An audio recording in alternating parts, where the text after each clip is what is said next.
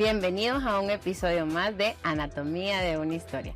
Soy la doctora Julia Rodríguez. En este espacio, la salud se vuelve humana. Hoy queremos conocer la historia detrás de la bata de la doctora Gisela Vallecillo. La doctora Vallecillo es médico general y ginecóloga graduada de la Universidad Nacional Autónoma de Honduras.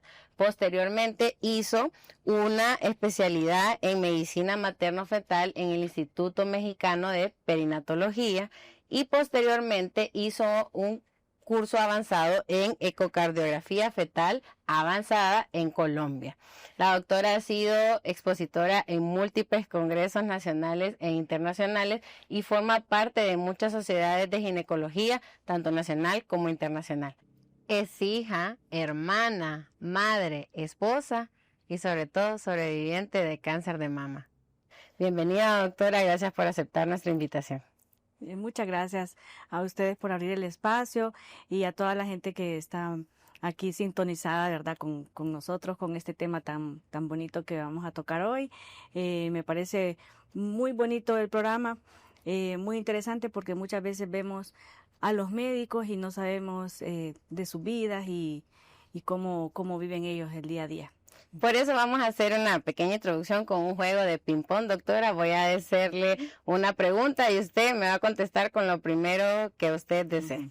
Ok, ¿café o té? Café. ¿Mañana o noche? Mañana. ¿Frase favorita? Hay que vivir un día a día. ¿Héroe de su infancia? Superwoman. ¿Un lugar al que siempre quisiera volver?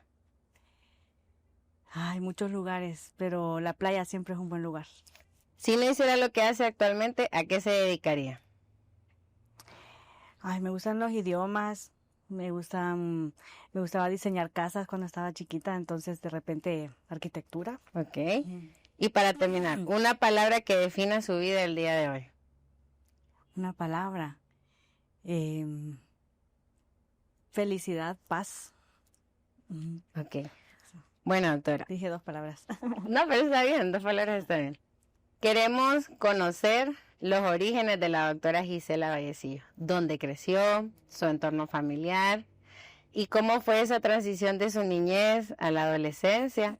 ¿Y cómo después de la adolescencia va en ruta a escoger la carrera que hoy actualmente ejerce? Bueno, pues yo nací y crecí en la ciudad de Danlí, El Paraíso. Me da mucho orgullo, ¿verdad? Porque somos gente de pueblo, no somos de la capital y de repente nos vemos enfrentados a algunas situaciones, pero que nos han ayudado pues a salir adelante. Mi mamá es de Copán, mi papá es de Danlí y yo nací y crecí allá. Pues tuve toda mi primaria, mi secundaria. En Danlí en aquel tiempo no había universidades, entonces ya se sabía que todo alumno que quería seguir estudiando en la universidad tenía que viajar a la capital.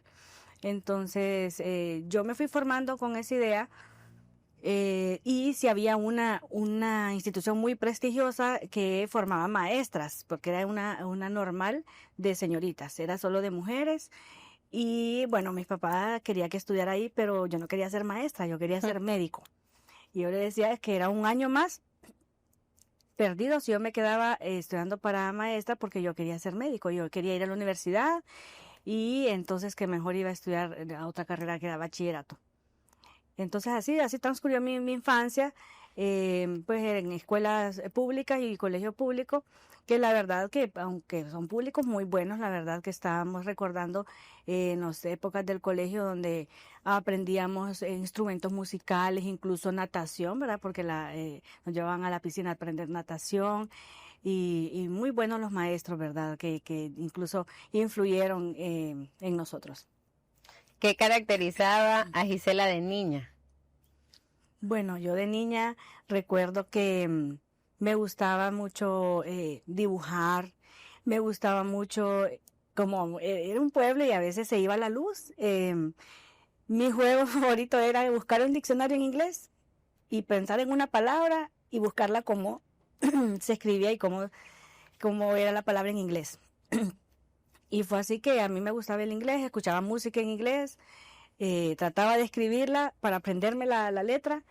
Y cuando llegué a la universidad, no había sacado yo ningún curso de inglés aparte ni nada. Y la escuela y colegios que estuve no eran bilingües, pero yo pasé los ingleses por suficiencia. Ni siquiera llevé las clases en la universidad. Pero sí, posteriormente ya avanzada la carrera de medicina, mejor saqué ya un curso porque la gramática y todo de inglés pues es ya diferente.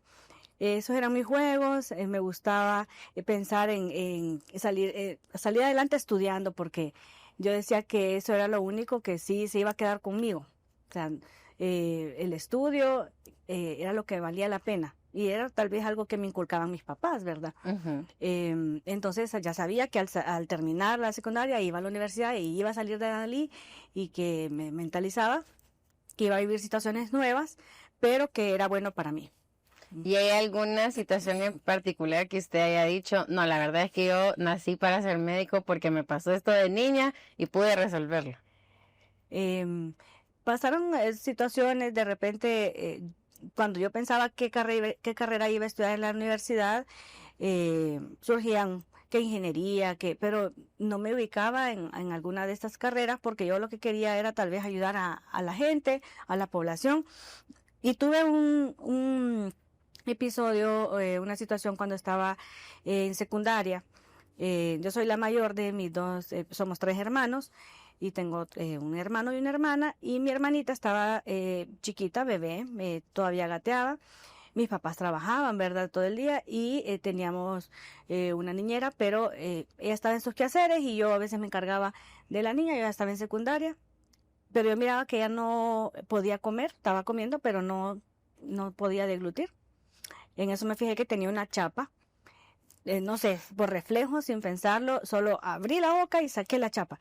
Sí se lastimó un poquito porque estaba con las puntitas para arriba.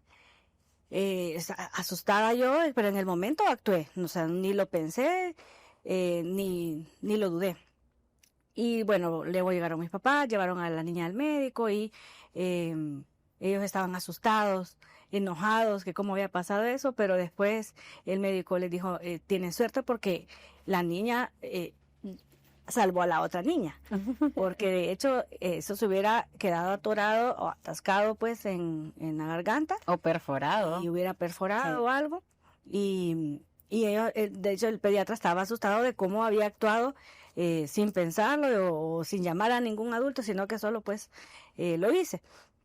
Y entonces de repente sabía o sentía que podía trabajar con situaciones a veces que se presentan así bajo presión, como lo que nos pasa pues a los médicos que tenemos que tomar decisiones.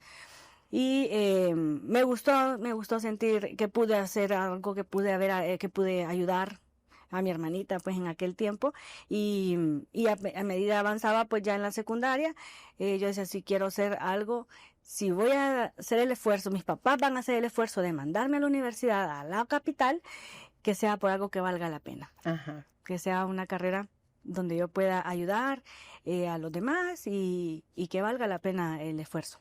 Por cierto, saludo a la hermana de la doctora y usted sabe que le debe la vida a su hermana, ¿verdad? Así que espero que sea una buena hermana. Bueno, doctora, y luego cuando usted ya se viene para la capital, ¿verdad? Que deciden con sus papás enviarla con esfuerzo, usted viene, inicia su carrera. ¿Qué pasó en esa transición de iniciar medicina hasta graduarse? ¿Cómo encuentra esa área de ginecología y dice, de aquí soy? Bueno, empecé la carrera de medicina con muchos esfuerzos. Yo sabía que mis papás, pues somos familia muy luchadora, ¿verdad? No es que tenían dinero y yo era muy consciente y trataba de gastar lo menos para que ellos no se sacrificaran. Ellos me decían que tenían miedo de no poder ayudarme todo el tiempo porque sabían que medicina era una carrera muy larga. Sí.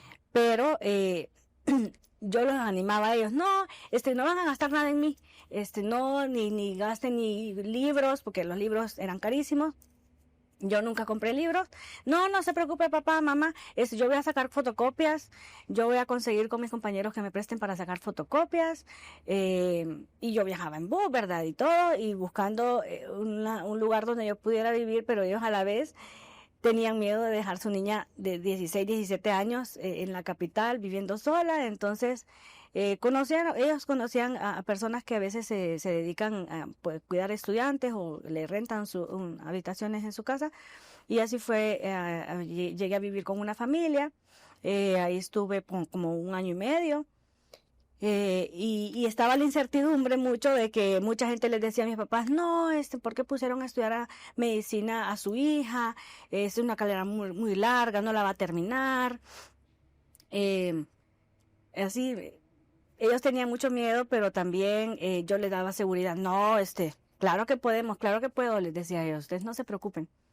Y mi mamá siempre dice que yo siempre fui bien determinada y bien portada. Si yo le decía sí, hay que se sentada, ahí se quedaba y además se recuerda, y hace poco me estuvo haciendo la plática de que desde el kinder, yo quería ir al kinder.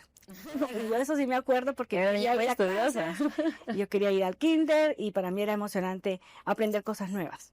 Entonces, sí, recuerdo esos años que ya empecé la universidad y bueno, uno empieza con las clases generales y uno empieza medicina pensando que va a ser cirujano cardio neurotorácico, una cosa así rara, pero ni sabe ni qué trata. A medida que va avanzando la carrera, ya se va dando cuenta de qué trata cada especialidad. Y la verdad es que a mí me gustaban muchas cosas. Uh-huh. Cuando ya llegué a 5º año, que es cuando empecé a hacer las rotaciones clínicas, ¿verdad? 5º, 6º año, incluso empezamos a hacer turnos. Me gustaba medicina interna, me parecía que era la base, la ciencia de la medicina. Ahí se mira todo tipo de patologías, de enfermedades en adultos. Pero de repente no sentía como que encajaba porque había situaciones que eran difíciles aceptar, la muerte de un familiar, la muerte de una persona que joven, que tal vez con una enfermedad que no era incurable o cosas así. Cuando ya llegué a cirugía me gustó porque sentía como que se resolvía más rápido las patologías. Tiene apendicitis, cirugía. Uh-huh. Padece vesícula, cirugía. Pero había situaciones que también me ponían un poco entre la espada y la pared, porque se da mucho pues en las emergencias, de hecho en el hospital público, que llegan a veces mucho politraumatismo, de accidentes, atropellamientos, la violencia que se vive ahora, ¿verdad? La delincuencia, heridas por arma de fuego, por arma blanca, pero llegaba mucho paciente también con policías, que de hecho entonces ya cuando empezábamos a interrogar, era el delincuente, era la persona que había ocasionado el accidente, era la persona que había hecho, lo habían encontrado, por ejemplo, en un acto de violación a algún niño. Yo sentía que decía, no puede ser, porque vamos a tratar a este paciente primero, y no, los maestros, no, usted tiene que tratar al paciente sin juzgar, era difícil, ¿verdad? Porque sin discriminación. Sin discriminación. Con la escasez que había o que hay pues a veces en las instituciones, decidir, tengo un catéter, lo voy a poner en este señor que viene más grave porque lo encontraron violando a una niña y lo macheteó el papá de la niña, o lo voy a poner en este muchacho que tuvo un accidente de moto, que por andar trabajando, entonces bien difícil. Luego pasé al área de pediatría, me gustó mucho también, pero me da tanto pesar ver los niñitos enfermos. Que yo dije, no tengo corazón para ver este tipo de patologías. Y luego ya en gineco, dije, aquí me gusta porque aquí puedo dar consulta, puedo ser parte quirúrgica y me entiendo con las mujeres. Siento que como también soy mujer, que las entiendo, que son cosas que también a veces uno ha pasado, y trato de darle la confianza a la paciente para que ella pueda contarme qué le pasa y expresarse. Sí. Entonces, cuando ya fui a servicio social, me tocó en una clínica materno-infantil y ahí atendíamos, de mujeres, hombres, niños, ancianos, pero mi compañero que tenía yo allá no le gustaba ginecología. A mí déjeme todas las pacientes mujeres, embarazadas, no embarazadas, yo las voy a ver, no hay problema, y teníamos llamados también a veces para atender partos. Uh-huh. Entonces me gustaba y me gustó esa parte de ser, de presenciar cómo se forma la vida. O sea, la vida que se empieza a formar con una bolsita. Cuando ya a los 9 meses tenemos un bebé, Y cómo el ser cuerpo humano, de la mujer puede adaptarse. cómo es capaz la mujer de formar una vida, de formar un ser humano y traer vida al mundo. Eso, la verdad que es un sentimiento que yo creo que todos los que somos ginecólogos nos llena, ¿verdad? Después de esa experiencia del internado, doctora, donde usted dijo, las mujeres son mi pasión, ver cómo se forma la vida, se gradúa de médico y viene la etapa de decidir la especialidad. ¿Cómo fue ese proceso? Siempre supe que desde que ya iba terminando internado en servicio social que quería ser ginecóloga. De hecho, cuando yo iba a ser internado, todavía podíamos quedar de acuerdo entre todos los compañeros, quienes iban para Choluteca, quienes iban para San Pedro, quienes quedaban en Tegus. Yo pedí quedarme en Tegucigalpa, porque yo pensé, yo necesito quedarme aquí para que los doctores de ginecología me conozcan y cuando yo aplique la especialidad, ya ellos tengan una referencia mía, para que sepan que soy buena estudiante y destacarme.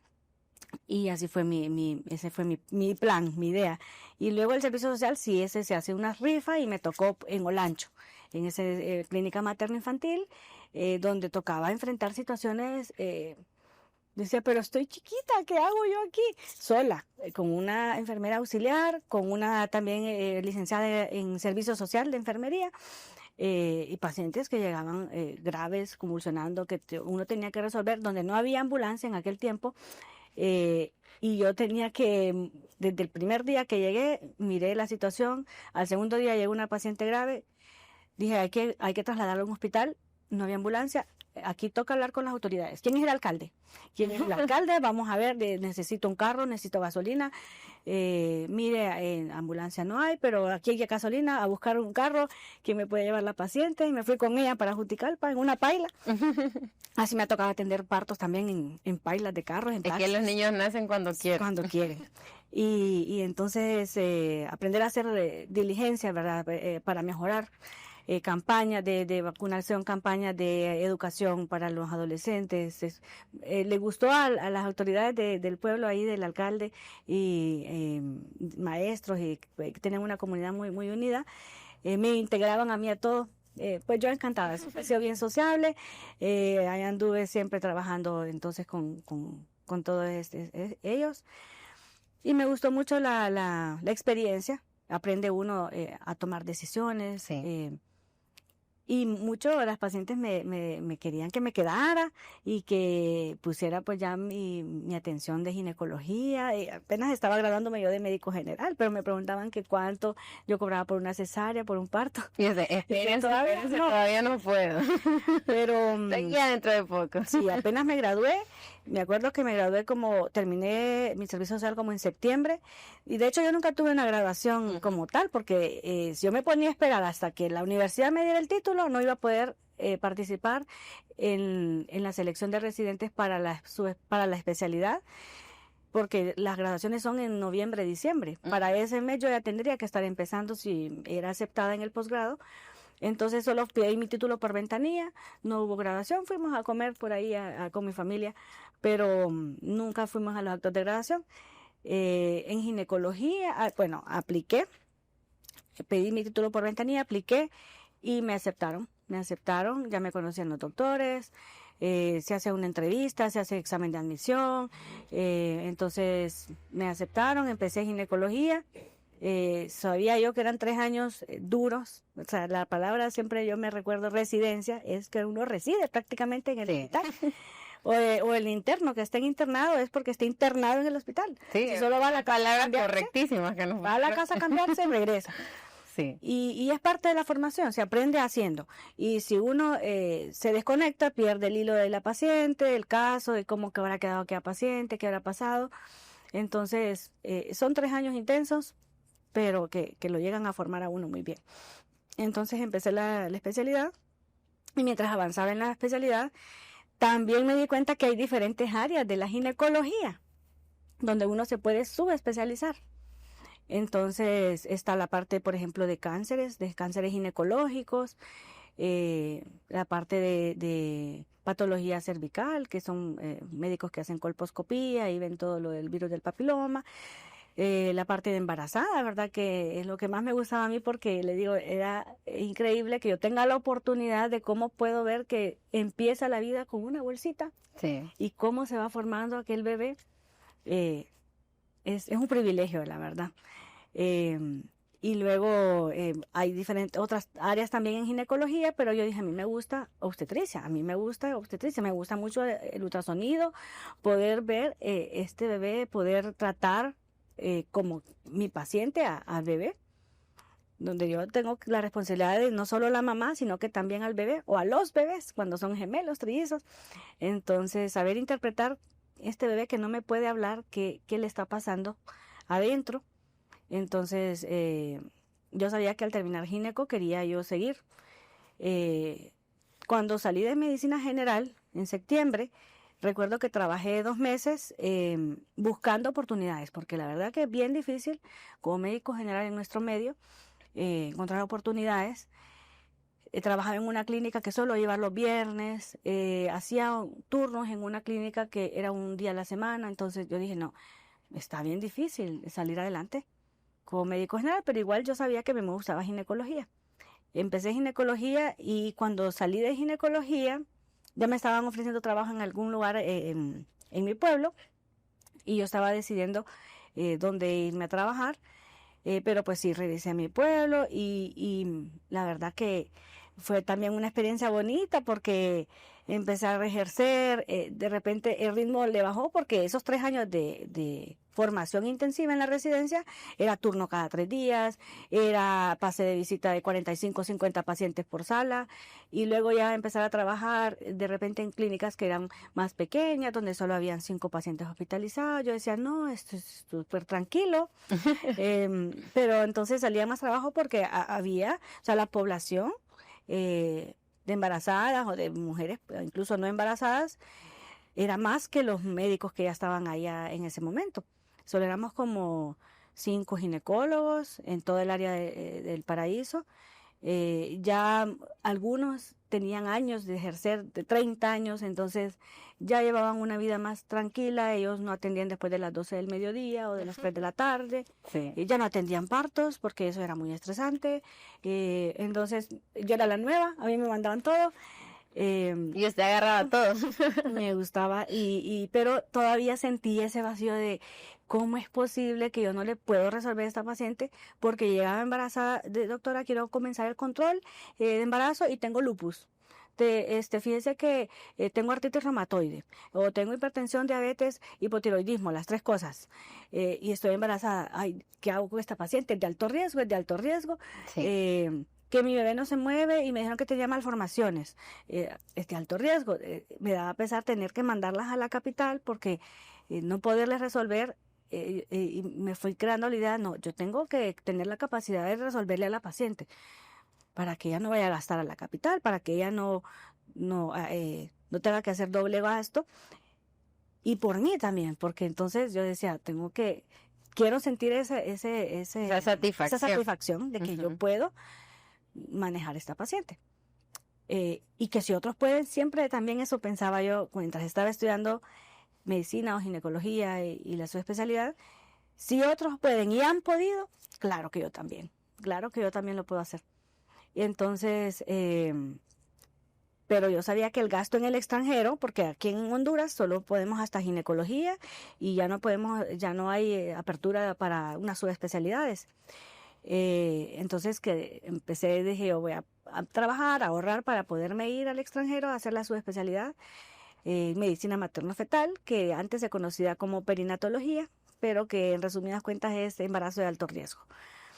Y ahí usted hizo la combinación de lo que le gustaba de medicina interna junto a ginecología. Así es, sí, porque de hecho es poder tratar a esa paciente embarazada que además tiene otra patología donde nosotros pues hacemos rotaciones en cardiología, reumatología, neurología, dermatología, todo en la paciente embarazada.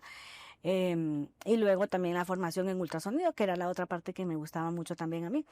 Y entonces, bueno, apliqué. Me acuerdo que tengo un colega que me dijo, mire, si va a ir a aplicar por cualquier cosa, aplique a 2 hospitales, por si en uno no queda, cualquier cosa. Yo sabía que quería aplicar al Nacional de Perinatología, que nosotros le decimos INPER, pero por recomendación del doctor dije, bueno, voy a aplicar a 2 hospitales y voy a esperar. Y me respondieron primero del otro hospital, que me aceptaban, incluso pidiéndome tallas, porque ahí nos daban uniformes y todo, gabachas y todo. Y yo no sabía qué responder porque yo estaba esperando la respuesta todavía del INPER, y después me avisaron en el INPER que sí había sido aceptada también. De repente es pesado, ¿verdad? Porque eran exámenes de admisión de conocimiento académico y de psicométricos. Yo nunca había hecho exámenes psicométricos. Por ejemplo, que lo ponen a escoger el gusto de los colores, que los ordenen según el gusto. Pues yo soy así de rojo, amarillo, verde, azul, colores alegres. Más no sabía que eso tiene un significado psicológico. Así es. ¿Verdad? Ya después... la importancia de la salud mental. Sí, no, después ya con otra compañera que había aplicado, otra extranjera, ella ya se había preparado para ese tipo de exámenes. Yo no sabía qué tipo de exámenes iban a poner, ¿ok? Y luego la entrevista también de repente pesada, porque eran maestros eminencias, ¿verdad? De que a uno lo entrevistaban y querían saber por qué era el interés en estudiar esto. Y luego el nivel académico que se tiene ahí en México en cuanto a investigación, que aquí nos falta un poquito, ¿verdad? Porque nos dedicamos más a tratar al paciente, a la parte asistencial que a la parte de investigación, pero siempre para graduarse uno, tanto de medicina general como de la especialidad en ginecología, tiene que hacer una tesis, y la tesis es una investigación. Y me preguntaron mucho de la tesis y de la parte estadística, y yo recuerdo que yo me interesé en hacer mi tesis porque era algo nuevo para mí. Incluso yo cambié de asesor, nos dan un asesor, nos asignan un asesor de la Facultad de Medicina, y yo cambié de asesor porque yo quería que ese doctor, que era máster en epidemiología y en bioestadística y todo, que él me asesorara, porque usted quería aprender. Yo quería aprender, porque era calcular valores predictivos, sensibilidad, especificidad de una prueba. Entonces, con él me enseñó, y eso me preguntaron en México, ¿cómo lo hizo? Y claro que yo pude explicar porque sí lo hice yo, o sea, lo hice con mi asesor y lo hicimos. Y entonces ellos estaban, bueno, yo fui sincera con todo lo que contesté. Al final ya mandaron las calificaciones. De hecho, ellos nos entrevistaban. Yo me fijé que era según el índice académico con el que uno se había graduado. Wow. Tan importante, porque habían unas alumnas de Nicaragua con índices de 98%. No, aquí sacar un 80 era difícil, o sea, era en aquel tiempo, y entonces ahora ya estoy del otro lado como maestra. Y me da pesar, porque si un alumno llega temprano, se esfuerza, presenta sus exámenes, estudia, ¿por qué lo voy a calificar mal? Sí, pero sí se daba antes, ¿verdad? De que 60 agradece, que te di 60, que te di 70. O sea, 80 era un alumno excelente. Así es. Cuando ya uno sale del país, y lamentablemente, pues, entonces, bueno, yo fui la segunda que entrevistaron en cuanto a índice académico, y después fueron otras extranjeras de Ecuador, de otros lados, y al final, pues, la doctora aceptó 2 nicaragüenses y a mí, de extranjeras, y los demás eran compañeros mexicanos. Entonces, muy bonita la experiencia, porque aparte aprende mucho uno, es un ambiente muy académico, muy de alto nivel investigativo. Hay que adaptarse de repente a otra cultura, algo que no estamos acostumbrados, que tal vez nosotros hemos conocido cosas de México por las novelas, ¿verdad? Por La Rosa de Guadalupe, pero de repente hay cosas que a vivirlas ahí es diferente. Y bueno, ya después que regresé de México, siempre yo supe o tenía presente de que era un tiempo límite, o sea, yo iba a formarme y regresar. Nunca fue mi idea quedarme, o tal vez solo que hubiera pasado algo ahí, hubiera surgido el amor, pero yo estaba enfocada en mi carrera, terminé y me regresé. Y bueno, cuando regresé, pues empecé a buscar oportunidades nuevamente, y no me lo van a creer, pero es difícil, aún como subespecialista, porque de repente la política influye, en el hospital que trabajo, pues ya la jefa es muy objetiva, se ocupaba el recurso, ella me decía que sí, que me viniera para acá. Pero para mí era regresarme a la capital, tenía que pensarlo, pero era la oportunidad que tenía. Y yo quería ya trabajar, ejercer, porque aparte había aplicado a becas y aunque tenía mi excelencia académica y todo, pues en esa oportunidad solo se dio una beca y no sé, pues se la dieron a otra persona. Yo antes de regresar de México quise hacer un curso en Barcelona, estuve en Barcelona 3 semanas en el Hospital Clínic, que es también un hospital muy prestigioso, con el doctor también una eminencia a nivel mundial. Y entonces venía ya con esta formación, igual yo siempre pensando que iba a regresar para venir a ejercer a mi país. Y bueno, ya una vez empezando a trabajar, pues ya en lo que me gusta, viendo, la verdad que muchas necesidades muy diferentes a como uno cuando está allá en México o en Colombia o en España, donde tienen todo. Ujú. Donde, ¿qué hago? Ahora tengo esto, ¿ahora qué hago? O sea, lo correcto y lo que tengo que hacer según protocolos, exámenes Eso, genéticos, sí. exámenes, donde aquí no había. Ujú. Donde aquí también a veces nos quedamos cortos, ¿verdad? Para manejos de algunas situaciones. Entonces, pero ahí vamos. Poquito Doctora, y usted comenzando. tocó un tema bien importante, que se hubiera quedado si hubiera surgido el amor. Entonces vamos a tocar ahorita esa parte, cómo surgió el amor en su vida, cómo fue esa etapa, qué ha sucedido, cómo estamos el día de hoy y que nos cuente un poco de esa experiencia que actualmente tiene de ser madre. Sí, bueno, yo siempre estuve enfocada en mi carrera. Tuve alguno que otro pretendiente, ¿verdad? No llegaban a hacer algo serio porque yo creo que yo en mi mente siempre estaba pensando, mis neuronas son importantes. Esa era una frase que yo me repetía para mí. Escucharon, chicas, las neuronas son ¿Cómo voy a estar importantes. gastando mis neuronas pensando si este hombre me engaña, si me Ujú. dice mentiras, si le creo, si no le creo? No. Siempre cuando las cosas se ponían un poco difíciles, no, yo estoy estudiando. Ajá. No tengo tiempo. Habían prioridades. Sí, no tengo. Entonces, en algún punto, pues, ya cuando ya terminé mi subespecialidad, yo dije, no, yo sí quiero algo más formal. Pero bueno, Dios tiene todo programado, como dicen. Algún día que iba saliendo del hospital, me encontré con un viejo compañero, con un ex compañero de clases de medicina general, que yo recuerdo que éramos compañeros, platicábamos. Él era una persona muy, de repente, introvertida, Ujú. platicaba con pocos compañeros. Y apenas terminaba clase, él se iba. O sea, no era muy de hacer vida social, pero luego que lo fui conociendo más, yo me di cuenta que él trabajaba. O sea, él trabajaba como maestro y estudiaba medicina. Él se pagaba su carrera de medicina. Entonces, habíamos perdido contacto varios años porque salimos de medicina general, yo entré a ginecología, luego él entró a pediatría y no habíamos sabido nada, pero la mamá de él era enfermera del área de ginecología. Entonces yo a veces la encontraba y le mandaba saludos, ¿verdad? Sí, de mi Hola, compañero, ¿verdad? Mi amigo.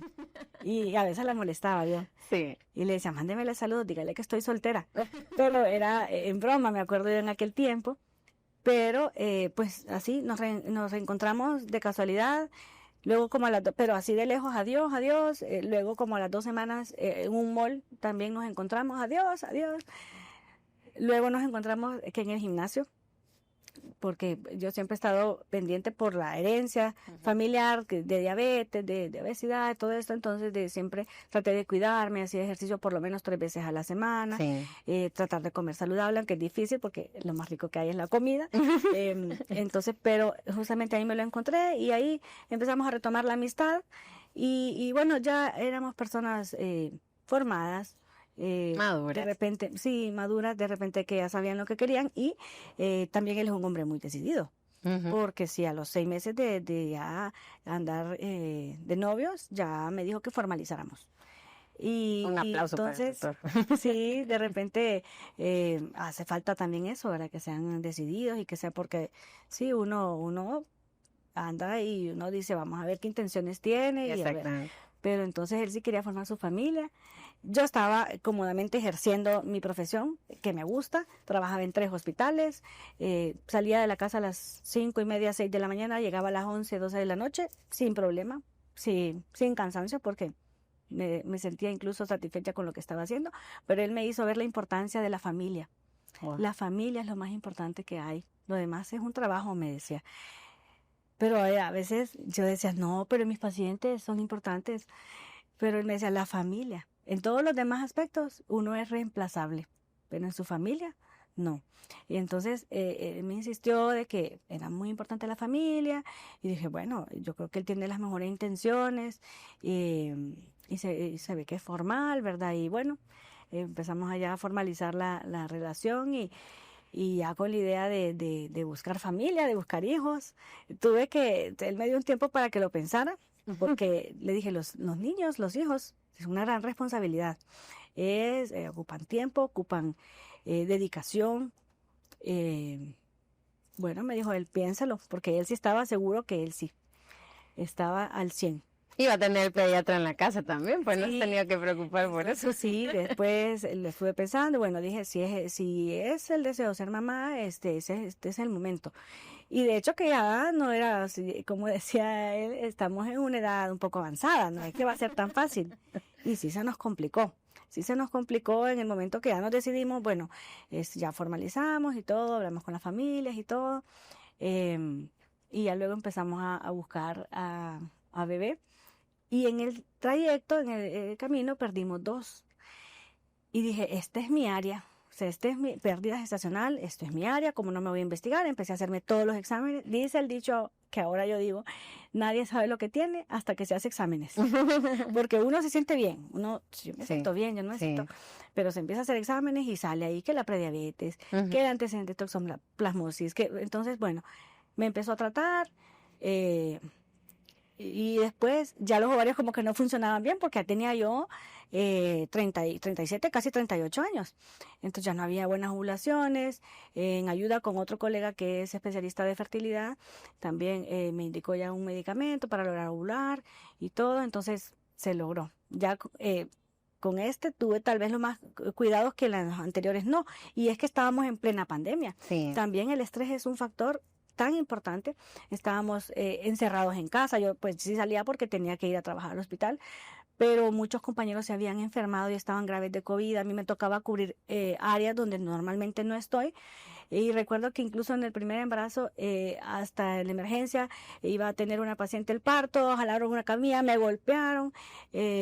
Y bueno, cosas que se dan, no quiero decir que tal vez fue por eso, fueron muchas las cosas que pudieron haber influido. Son las circunstancias. No siquiera, sí, y luego el otro no se implantó, pero bueno, ya con el tercero dije, este va a ser la tercera la vencida, y vamos a hacer todas las cosas que antes no hicimos, tomar el reposo, tomarlo con calma.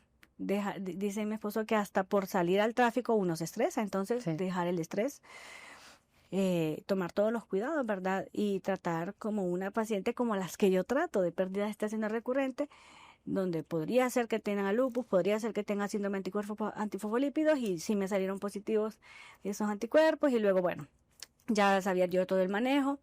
Igual me puse en manos de colegas también, ¿verdad? Para sobrellevar el embarazo. Me dio COVID, con este bebé me dio COVID, me dio diabetes gestacional, o sea, todas las complicaciones que uno puede ver en las pacientes.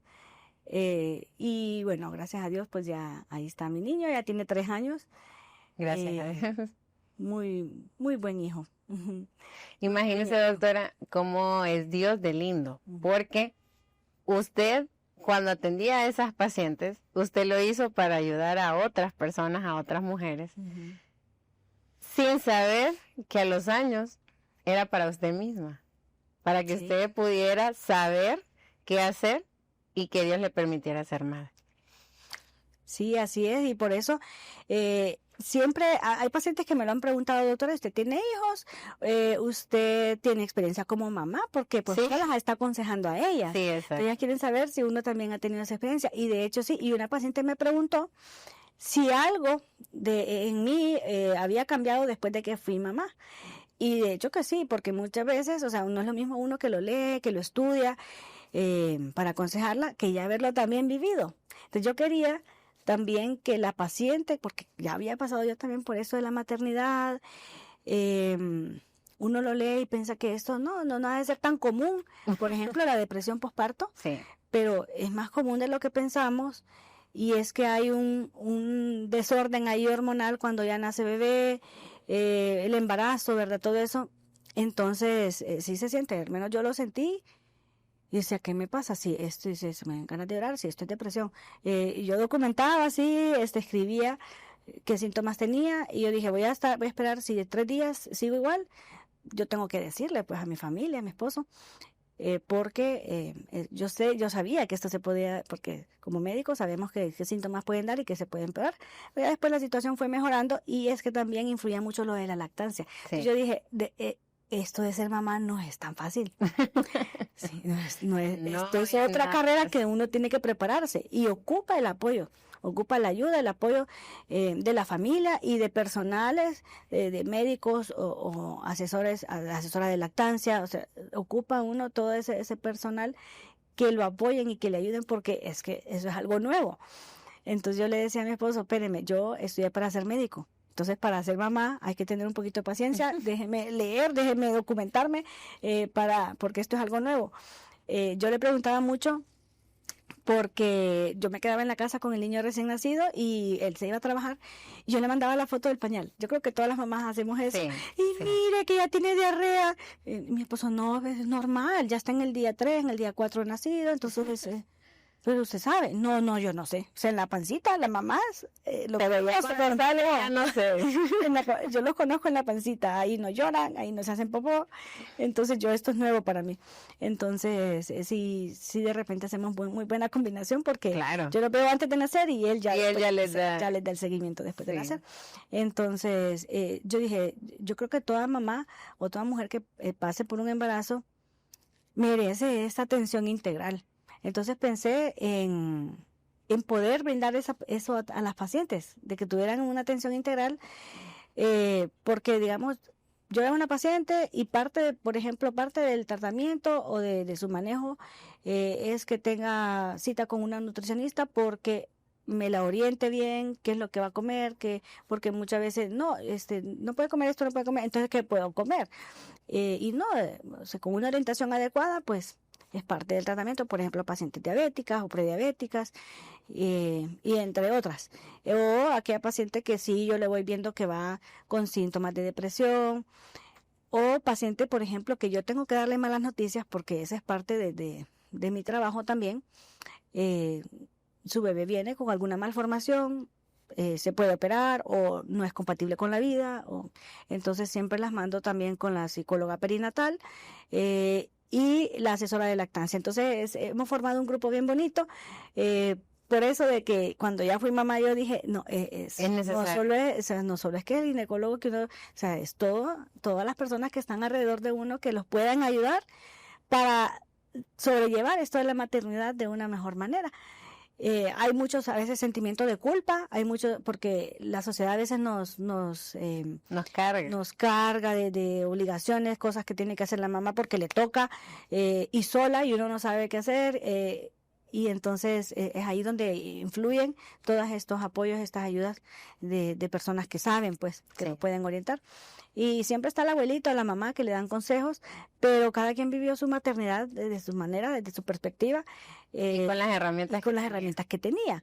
Pero ahorita pues ya ha avanzado más las cosas, y entonces después siempre tuve esa idea de que la paciente que sería bueno que tuviera la oportunidad, ¿verdad?, de recibir todas estas asesorías. Y ya una vez que fui mamá dije, no, esto es necesario, es para las pacientes, es necesario, y buscamos las personas idóneas, y ahí estamos ahora en un grupo donde tratamos pues de darle una atención integral a las pacientes. Doctora, y después de esta etapa tan bonita, compleja, al mismo tiempo retadora que usted vivió como madre, queremos entrar a esta etapa donde fue una prueba muy fuerte para usted y su familia. Vamos a tocar con mucho respeto esta parte de su vida, pero quisiera que nos compartiera cómo fue ese proceso de cáncer que usted vivió, cómo fue, de qué manera se abordó, qué sintió usted en ese momento, qué importante fue contar con el apoyo de su familia. Usted como mujer, como la acaba de mencionar, el antes y después de la doctora, de la mujer que pasó por este proceso y quién es ahora.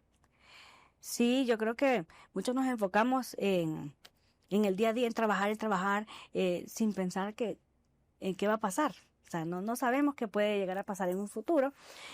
Pero justamente estábamos platicando con mi esposo y le decía, bueno, si el niño va a querer un hermanito, si va a tener un hermanito es ahorita, porque entre más edad avanzada, más riesgo de complicaciones. Él, por todo lo que había pasado antes, prefería que no, me dice, mire, es muy peligroso para usted, para bebé, ¿no? Mejor, pues ya nos vamos a quedar con él.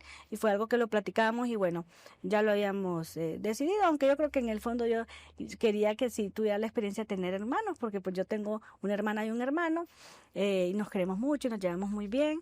Y me daba pesar pues que él no tuviera esa experiencia, pero sí tenía razón mi esposo que también la edad avanzaba y era más peligroso. Al final, pues ya habíamos decidido que no. Y un día estaba en la casa abrazando a mi niño. Él estaba jugando y quería que lo abrazara y sentí una pelotita. Yo no tenía ningún síntoma. A lo que yo recuerdo en esos días, lo que sí tenía era cansancio. Un cansancio que a las 5 de la tarde era un sueño, era una debilidad, como que hubiera hecho ejercicio 3 días seguidos. Y ya de hecho ni hacía ejercicio porque me sentía muy cansada.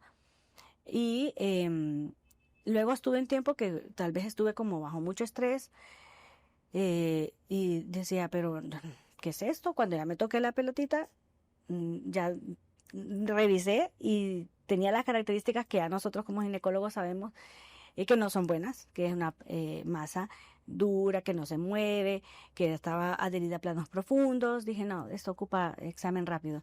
Traté de hacer citas con los doctores que yo conozco, ¿verdad?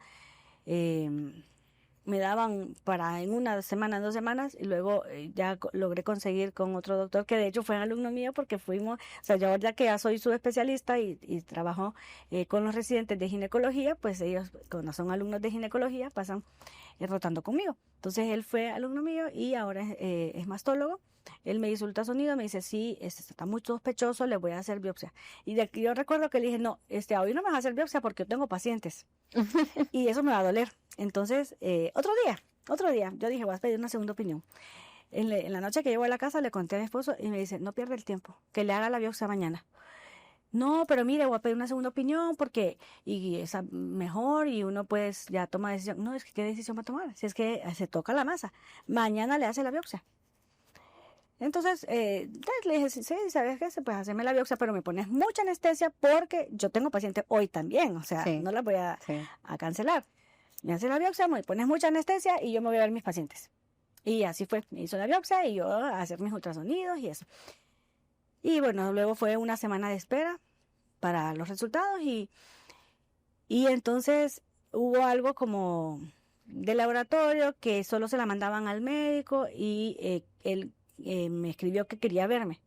Desde ahí yo supe, esto no es algo bueno. Pues si no me hubiera dicho, no, le salió bien. Sí. Pero me dice, tengo que verla. Ay, no, yo soy médico, mándame el resultado y ya estuvo, porque yo tengo una reunión hoy y después tengo pacientes. Siempre con las siempre cosas. pasada ocupada. Y tengo un almuerzo y después tengo una reunión y después tengo pacientes en la tarde, entonces no puedo ir a consulta. No, pero es que esto tengo que platicarlo con usted. Dije, no, esto no es algo bueno. Entonces llamé al laboratorio directamente y le dije, mándame mi resultado porque yo lo pagué y soy médico. Y entonces la muchacha ya me conocía, la del laboratorio, y bueno, se lo voy a mandar y me lo mandó por correo y ahí estaba. Carcinoma ductal infiltrante. Dije, ay, tenía a mis compañeras del hospital, que somos muy amigas también, que nos llevamos mucho, y ellas estaban pendientes. ¿Y qué te salió en la biopsia? Y ya te dieron el resultado. Y ese día ya les dije, sí, ya me dieron el resultado. Y entonces se fueron a donde yo estaba, porque estaban ellas en otra sala, y se fueron a donde yo estaba. ¿Y qué te salió? Sí, salió positivo.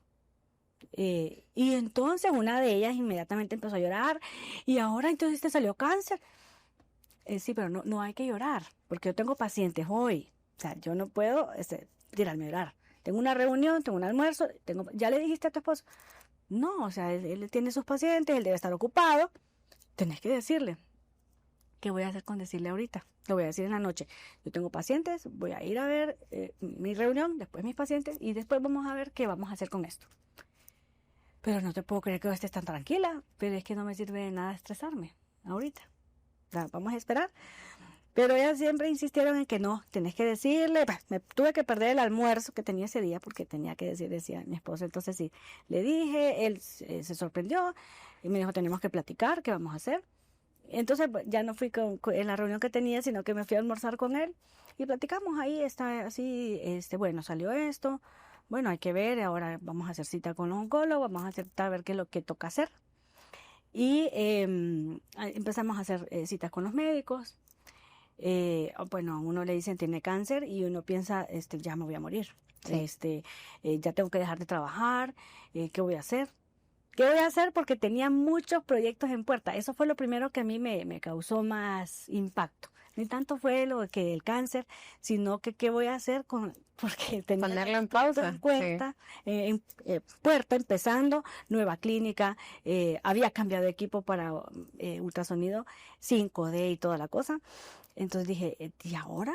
O sea, ¿qué hacemos con todo esto? Nadie se imaginaba pasar por una enfermedad así. Pero a medida íbamos haciendo consultas, los doctores me decían, no, ahora la quimioterapia neoadyuvante, que esa es la que se da antes de la cirugía, da mejores resultados. Entonces, en su caso, y como se mira que hay ganglios tomados, que puede ser avanzado, mejor vamos a empezar quimioterapia primero. Entonces, yo pensaba que lo primero era, tengo cáncer, quítenmelo, o sea, espérenme. Pero los doctores dijeron, no, primero quimioterapia. Entonces, no, vamos a llevar las cosas con calma, primero la quimio. Yo dije a mi esposo, si yo me quedo en la casa, me voy a deprimir. O sea que yo, los primeros días de la quimioterapia, sí, los efectos adversos de los medicamentos, ¿verdad? Las náuseas, los vómitos. Pero la siguiente semana yo me sentí un poquito mejor. Yo voy a ir a ver pacientes, porque yo si me quedo en la casa, me voy a deprimir. Y muchas pacientes yo las referí. Cuando yo supe la noticia, mire, ya no puedo llevar su control prenatal, la voy a referir con otro colega. Las pacientes estaban sorprendidas, muchas de mis pacientes, y que yo les tengo mucho cariño porque son pacientes muy buenas. Aparte de pacientes, amigas, pues ya nos hemos hecho amigas, oraron por mí, oraron ahí en el consultorio conmigo. No, doctora, yo no me voy a ir con otro médico. Cuando usted se sienta bien, me atiende. Yo voy a estar preguntándole cómo sigue y cuando usted se sienta mejorcito de la quimio, entonces a la semana siguiente después de la quimio yo me sentía mejor y ahí iba a haber pacientitas que estábamos pendientes todavía en seguimiento, pero muchas sí las referí y sí se fueron con otros médicos. Entonces, de hecho que siento que ellas también me daban fuerza. Sí. Y la familia también, ¿verdad? La familia. ¿Qué mensaje final, doctora, les podría dar a estas mujeres que nos están viendo? A esa familia, tal vez, de esa mujer que en este momento está pasando por el mismo proceso, que no sabe cómo ayudarle, no sabe cómo enfrentar la situación. ¿Qué mensaje podría darle a la persona que está pasando por ese proceso y a esa familia que está alrededor? Pues yo creo que todos son procesos. Yo siempre supe que era, bueno, un proceso. Nunca en todo el proceso estuve como, porque a mí, y por qué no. O sea, ¿por qué no? Uh-huh. Si es una de cada 8 mujeres que, que pueden estar padeciendo de cáncer de mama. Entonces, nunca yo reclamé, nunca, sino que más bien siempre lo tomé como un proceso que yo tenía que pasar porque Dios creo que tenía un propósito y porque mi esposo, me acuerdo que siempre me decía, la familia ocupa tiempo. El niño ocupa a su mamá. O sea, yo había renunciado a un hospital para dedicarle más tiempo a la familia, pero tenía más pacientes en la clínica privada, entonces trabajaba más. Entonces, después de había dejado ya de trabajar fin de semana para dedicarme al niño.